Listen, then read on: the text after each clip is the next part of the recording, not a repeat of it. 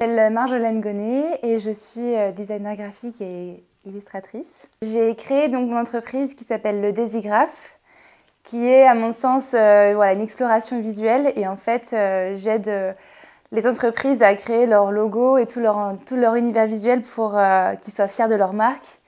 Voilà, je travaille pour des entreprises qui font des projets innovants pour l'environnement ou pour la société, ceux qui veulent trouver des solutions. J'ai passé un bac S à Caen et arrivée en terminale, je me suis dit que finalement le design graphique c'est génial parce que c'est être un peu technicienne mais aussi entourée de couleurs, il y a plein de projets qui changent, tout ça, donc je trouvais ça assez intéressant. Pour faire une école publique, c'était compliqué de rentrer, il fallait avoir un super dossier et tout, donc et mes parents, pour eux, c'était pas possible que je fasse une école privée, donc du coup j'ai dû trouver plein de moyens différents pour arriver à faire ce métier.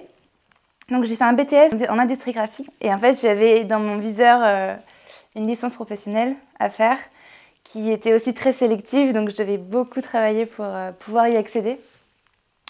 Donc j'ai fait donc, une année après en art plastique à Rennes et j'ai postulé à la licence et j'ai été prise. Donc licence professionnelle dans le design graphique et les métiers de l'édition.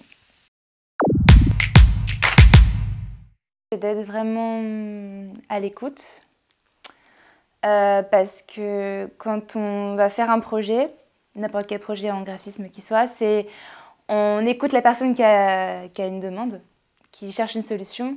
Il faut vraiment bien écouter ce qu'il a à dire parce que c'est vraiment ça qui va faire après qu'on va trouver comment interpréter son message en fait. La curiosité, c'est super important. Vraiment, essayer d'avoir l'esprit ouvert pour trouver la meilleure manière de répondre à une demande en fait. C'est de ne pas suivre tous les codes forcément qu'on a parce que finalement la culture visuelle elle change au fur et à mesure des années. On ne va pas faire un logo maintenant comme on le faisait il y a 20 ans. On a d'autres codes donc il faut être vraiment constamment à l'écoute, curieux de tout.